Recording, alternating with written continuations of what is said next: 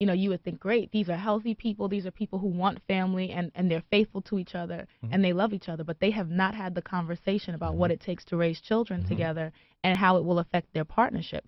In addition, because some of them came from households where, you know, they weren't treated the way that they wanted to or how the baby entered the relationship, they're not parenting in a way that's healthy, and that also sabotages the marriage. So it is so important. Not only do you want to have this baby, why do I want to have this baby? What do I think being a mother is about? What do I think being a father is about? How do we continue to maintain our marriage in the midst of all of the emotional changes and the financial changes that we're going through? So I totally agree with you. But I thought babies could save marriages. And that's what they tell you, because it just refocuses your energy because you're sleepy. Babies jeopardize marriage. And it's interesting. My wife and I just recently had a baby, and thank you.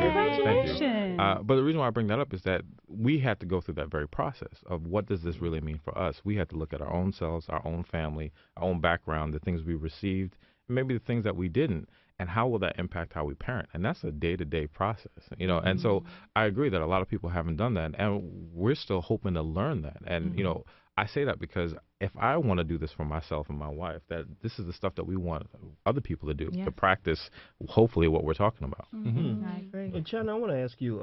First thing I want to share a thought, and you don't even have to respond to this thought. I just had to. I was thinking about how intriguing it is that most people, when they have sex, they don't even connect that to actually having a child. And somebody actually said, if you want to turn a man off when he's trying to get you in the bedroom, just say something to him like, well, why don't we go upstairs and make a baby together? Or create go half life on a together. baby. Well, actually, that turns me off, too.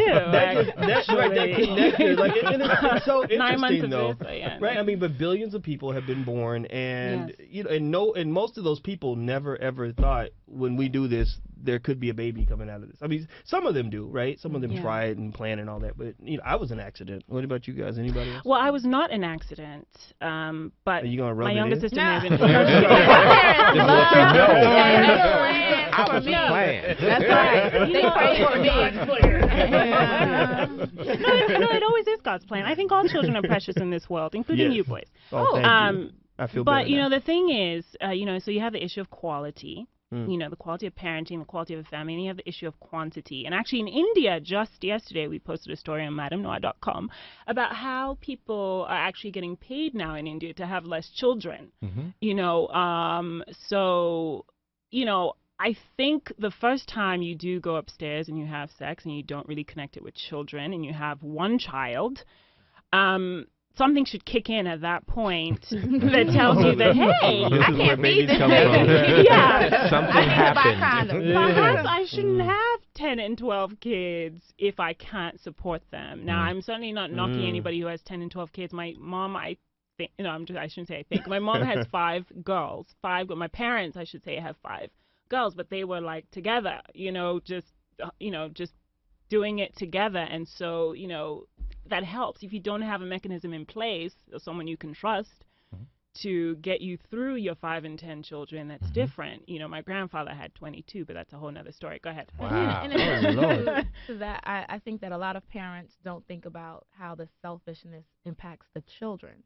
It's like, okay, they're here, but if they're not getting the love and the support and the financial support and really feeling nurtured, it's a disservice to the child. So if you say, okay, I don't want to, you know, not have this life, and I'm not saying, oh, I'm pro-abortion, I'm anti-abortion. I'm just saying protect yourself and love your unborn child enough to bring them into a situation that will be happy and healthy. It won't be perfect. Well, for a lot of people, having a baby is a selfish endeavor. If you just hear people talk about my baby, my baby, my baby, like they wouldn't even if someone literally could not take care of their child, they wouldn't want their child to be taken care of by someone who could do a better job because it's my baby, my possession. And you see that. I talked to a young woman once where I literally yelled at her. Her mother wanted me to talk to her, and I yelled at her. I said, you having all these babies, and none of their daddies are around. I mean, you must not care about these kids because you're bringing them into a situation that is not going to make them happy, healthy, or productive. Unless you change course right now,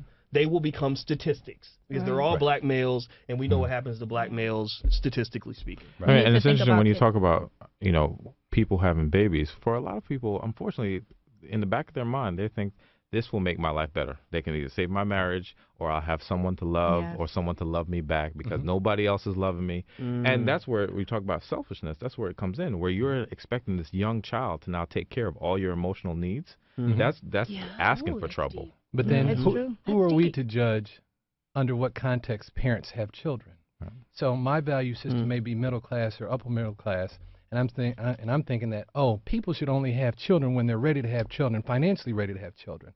But for some people, they enter it through a different sphere, thinking that, well, I want to have a baby because I never had anybody love me back, and I know beyond a shadow of a doubt that my child will always love me until the end of time.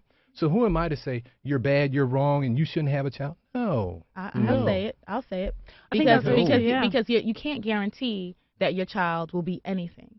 Right. And if you are truly expecting to love something or to be loved by something, you need to love it first. And the first act of love is putting your child in a situation where they can thrive. So I won't say that the financial I don't think that the financial stipulation needs to be, okay, you have to make $50,000 or $100,000, but I think it needs to be a place where your child doesn't have to worry about what they eat. Right. Or your child doesn't have to worry about having clean clothes, or your child doesn't have to worry about, well, I won't get to know my mom or my dad because the other parent didn't take time to get to know them first. Right. And those are things that you need to think about beyond, oh, I just want someone to hold me at night, because you still have to feed that mental health issue. It is. Well, if you need to have a child to be stabilized, it sounds like there's something deeper going on. I'm going to create this thing. But I'm saying if we approach it from a top-down position, thinking that people need to have children the way that we may possibly have children, I think that's somewhat myopic.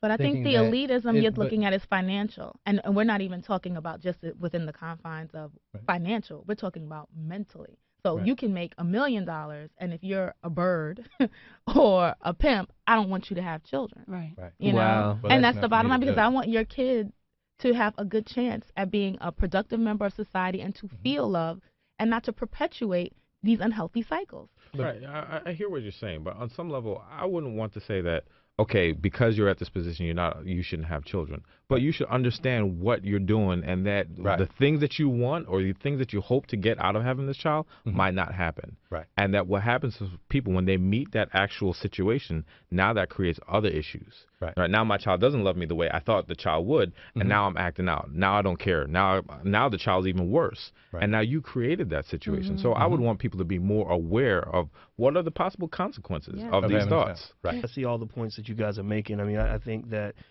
in general, it almost seems that as a society, when we agree that we want our world to be structured in a certain way, there have to be some sort of flexible guidelines in terms of us educating one another on how to raise our children to be productive citizens, so we don't have to just fill the penitentiaries up with people who can't operate within the confines of the society that we've agreed to structure. Right? Especially our kids. Yes. You know, because everybody else cares about their kids. You care about everybody's children, but you make sure to protect your kids. That's right. That's right. It takes a village, damn it. That's what it takes. I'll spank your babies. I'll spank your babies. The ladies have won yet again. Well, I mean, that was going to happen no matter what, right? Yeah, no matter what we say. It was rigged. Yeah. That's right. It was rigged. Well, they won. Just let's not argue. Get out while they're getting good. But thank you guys for coming out. Dr. James Wadley, author of, give me the title of your book again. Would You Marry You? Over at Lincoln University. All right. And Miss S. Tia Brown, and thank you for coming out from Essence and AOL Black Voices. And Chana Okasi from MadameNoir.com. And that's Madame with an E at the end. At the end of both words. Don't get all ebonical misspellings. And Mr. George James, Professor James. Well, I do teach, but I see clients. Most of my work is seeing individuals and couples at Counsel for Relationships. All right, and your company is George Talks LLC. All right. Thank you guys for coming out. Thank you. And thank you guys for checking us out. I'm Dr. Boyce Watkins. Thank you for watching another episode of Dr. Boyce Watkins on AOL Black Voices. And until we see each other again, be strong, be educated, stay blessed. We're gone. Peace.